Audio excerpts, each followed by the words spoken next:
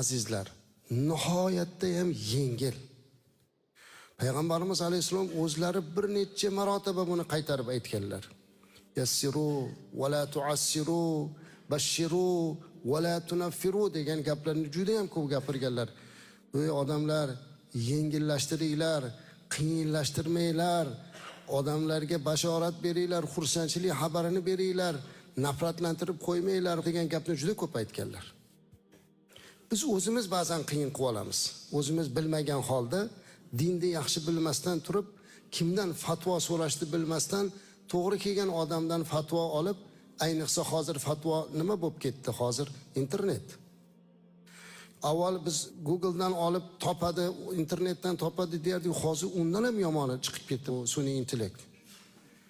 Shundan ko'ryapti hamma narsani. Yaqinda Misrda